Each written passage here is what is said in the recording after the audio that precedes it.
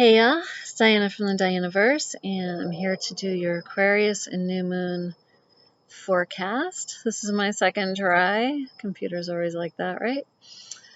So, this is the most Aquarius moment of the year. We've got the Sun and the Moon both in Aquarius.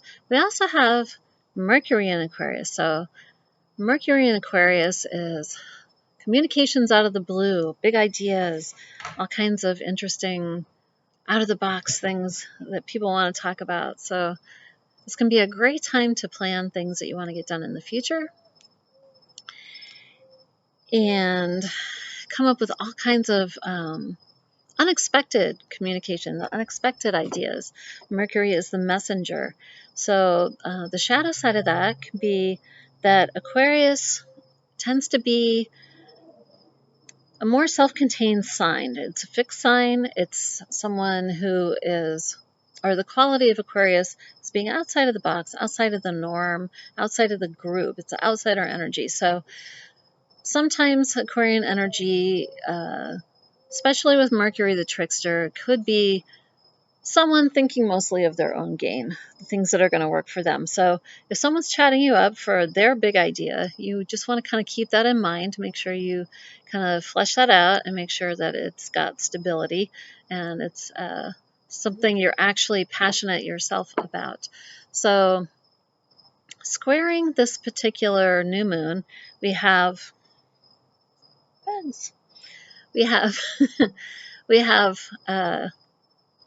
Uranus in Taurus squaring Aquarius, which usually Uranus is the ruler of Aquarius. So this is sort of like an internal struggle that's going on, things that you're going to have to reflect on because either things are changing too fast or you have big ideas and you haven't figured out how to ground that into reality, or you're feeling stuck, and so all that Uranus energy is making you very restless because Uranus is known as the lightning of the zodiac. It's the modern ruler of Aquarius. The traditional ruler of Aquarius is Saturn. Saturn is in Pisces, so Saturn energy grounds things. It's the ancient ruler of Capricorn and Aquarius. So first you want to ground things, and then you can move forward on your big ideas because you know you've got your feet under you. So there can be a lot of dynamic tension between some of these signs this month, or at least for the next couple weeks especially, because the new moon is leading that off. So the other thing that we have in Taurus is Jupiter. So Jupiter's your big ideas, and he's in there with that Uranus wanting to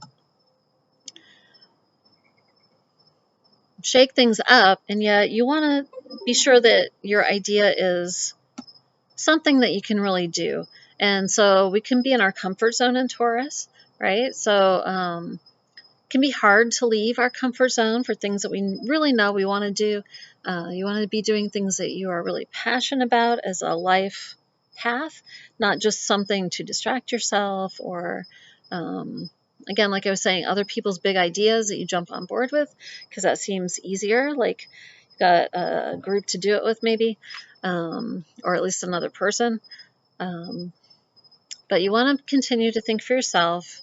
And this can be a struggle, right? It can be something that takes time to sort out because you're trying to figure out, like, well, I know I should change this, but it's kind of working for me right now. So, but yet I feel really restless because I want to move on. It can be this sort of back and forth energy. And you've got almost this kind of parallel thing going on with Jupiter squaring Pluto, which is also in Aquarius, and then that Uranus squaring the moon and the sun, which is in Aquarius. So there's a lot of Aquarius energy, but there's also a lot of Taurus energy right now. Something rustling around behind that tree. As you can see, I am in Florida again. During the nodes in Gemini Sagittarius, I kind of got used to living in different places at the same time, doing some similar activities, but traveling around to do it. So Florida is one of the places, because my family lives here. So I'm back and forth, Seattle, Florida. Of course, I'm gardening here because I garden everywhere I go these days. I figure, why not? You know, if it's still alive when I get back, great, we'll keep going. If not, oh well. Well, good morning, y'all. Here I am back to try to finish this forecast. After my second try was going along, I actually ran out of battery power and light last night. So I'm back to finish your new moon forecast. It's getting into the new moon, which is a little later than I was hoping for, but we'll keep going here. So one thing I wanted to mention about this particular new moon is also that it is the Chinese New Year. That's a Chinese festival at this time of year. And it's also, we just had Imbolc last week, which is a Celtic festival for Bridget. And Imbolc literally means in milk. It would be the time of year when you start getting baby sheep and goats and cows. And so you would start getting fresh milk again after the winter. And you knew that the agricultural season was beginning. There's already nettles starting to pop in Seattle. If you're in Seattle, take a look out at your favorite spot.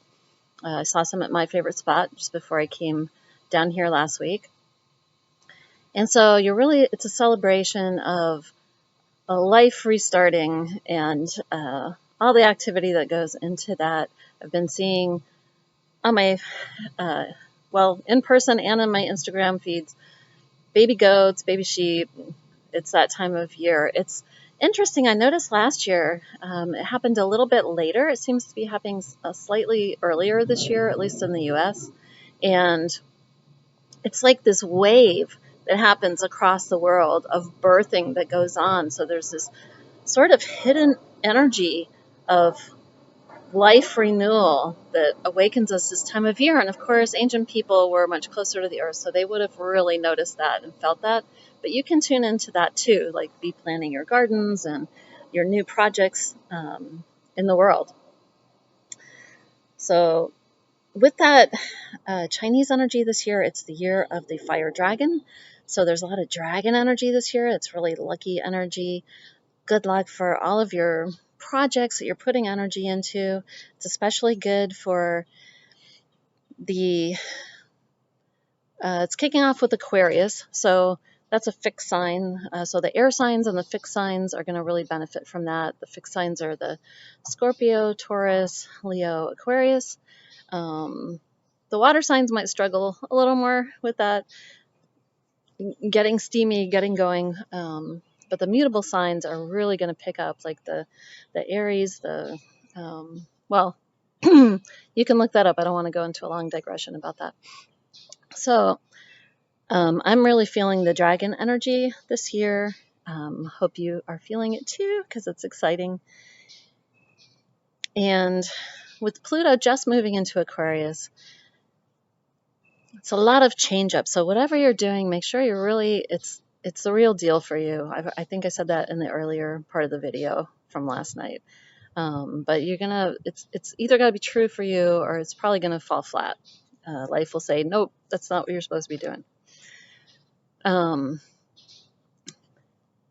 There's the other astrological influences going on is you have Mars and Venus are coming together and meeting up. They do this about once a year. Sometimes the timing varies a little bit, but they're both in Capricorn, which is another earth sign. So you've got the Taurus, the Capricorn earth signs, and then a whole lot of energy in Aquarius, which is an air sign. It can be very dry.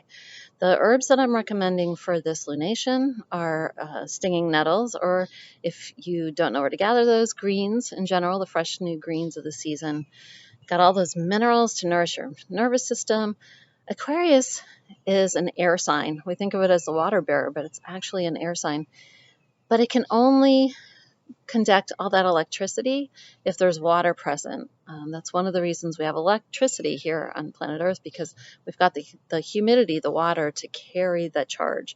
So all the things you can do with greens or nettles are like teas, soups, sauteed. You're still probably going to add some water, and it's good to get both of those minerals and more water into your system. If you're in the north somewhere, you've probably been spending a lot of time in heated places, at least part of the day. And so we get kind of dried out. We can use a lot of water after the winter. My stone, I'm going to recommend again the Aquarius stone of aquamarine. That's still a good stone for this lunation, to really like focus on all that energy, and then to focus, right? Have focus with it, not just have scattered ideas. The moon, which moves faster than all the other planets that we work with in astrology, has been going through a bunch of the other planets because it went through Capricorn and then on its way to Aquarius. So it has touched with the Venus and the Mars, and also it just had an opposition to Pluto, and I'm trying to think, there was one more, and then it's gonna shoot.